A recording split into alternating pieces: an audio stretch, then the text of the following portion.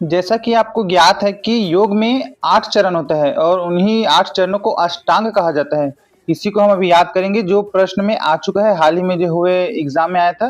तो हम अभी इसी को याद करते हैं बिल्कुल आसान तरीके से। आप सिर्फ़ योग को याद रखिए, आपको उनके आठों चरणों को आसानी से याद हो जाएगा। तो चलिए देखते हैं कैसे याद करना है, मैं आपको एक ही बार में याद कराता हूँ।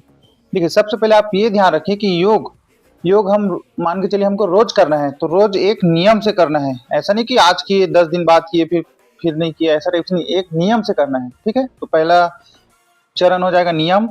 और दूसरा चरण देखिए, नियम में साइड का शब्द क्या है, यम, तो इसी यम को दूसरा में लिख देंगे, ये हो जाएगा दूसरा चरण। ठीक है, नियम और यम ये आपको याद हुआ। भाई जब योग करेंगे तो हम एक निश्चित आसन में बैठेंगे ना, तो आसन में बैठेंगे उसको हो जाएगा तीसरा चरण हो जाएगा आसन। जब आसन में बैठने के बाद हम क्या करते हैं, सबसे पहले प्राणायाम, तो चौथा हो जाएगा प्राणायाम। ओके, चारों आपको याद हुआ।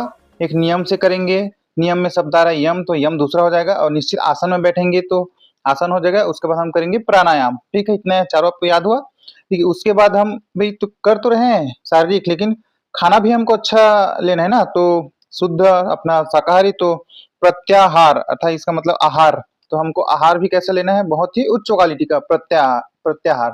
तो पांचवा हो जाएगा प्रत्याहार। ठीक है, इतना सब चीज हुआ। उसके बाद नेक्स्ट है भाई, हम अपने शारीरिक तो कर रहे हैं लेकिन हमको एक ध्यान दे रहे हैं ना। योग का मतलब ही क्या होता है, सिर्फ शारीरिक नहीं मानसिक रूप से भी। तो हम छठवें नंबर में क्या देंगे, ध्यान देंगे अच्छे से अपने अंतरात्मा से। तो हो जाएगा छठवा हो जाएगा ध्यान। अब ध्यान देंगे तो हमारे अंदर एक धारणा उत्पन्न होगी, तो उसके बाद सातवां हो जाएगा धारणा। और लास्ट में सबको पता है कि सबसे आखिरी चीज क्या होता है, समाधि। तो आपको याद हुआ ये आठों चरण। देखिए, आप सिर्फ योग को याद रखिए, आप सभी को आपको याद हो जाएगा। देखिए, इसके सूत्रधार कौन है योग के, आपको पता ही होगा, पतंजलि है। बाबा रामदेव आते हैं ना पतंजलि प्रोडक्ट वाले, तो आपको ये सब ध्यान रखना है। देखिए, पहले से पांचवा, ये पहले से जो पांचवा दिख रहा है, ये पांचों, ये क्या है, बहिरंग है, अर्थात बाहरी अंग वाला जो चरण है। और ये छठवा सातवां आठवां ये है अंतरंग, अर्थात ये शरीर के अंदर से उत्पन्न होता है। ये आपको ध्यान रखना है, क्योंकि कभी भी प्रश्न में ये भी पूछा जा सकता है।